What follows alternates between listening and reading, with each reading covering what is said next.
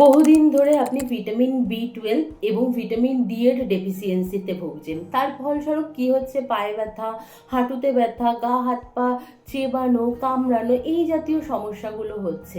আপনি জানেন আপনি সাপ্লিমেন্ট খেয়েও কেন ভিটামিন বি 12 বাড়াতে পারছেন না? একটাই কারণে, কারণ হচ্ছে আমাদের পেটে গুড ব্যাকটেরিয়ার পরিমাণ যদি কমে যায়, আমাদের গাট কলোনি যদি দিনকে দিন অনুন্নত হতে থাকে, যতই আপনি সাপ্লিমেন্ট বা এই জাতীয় জিনিসগুলো খান না কেন, কিছুতেই কিন্তু এগুলো শোষণ করতে পারবেন না।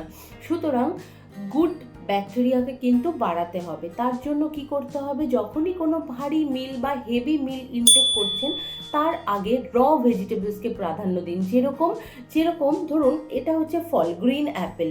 আপনারা চাইলে ভারী মিল ইনটেক করার আগে কাঁচা ভেজিটেবলস, সেটা স্যালাড হতে পারে, গাজর হতে পারে, আপনারা লেটুস রাখতে পারেন, বা আপনারা চাইলে শসা পেঁয়াজকেও প্রাধান্য দিতে পারেন।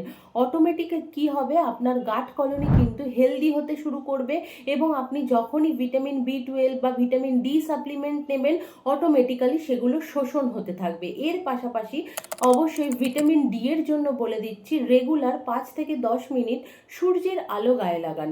অটোমেটিক্যালি আপনার ভিটামিন ডি কিন্তু শোষিত হবে।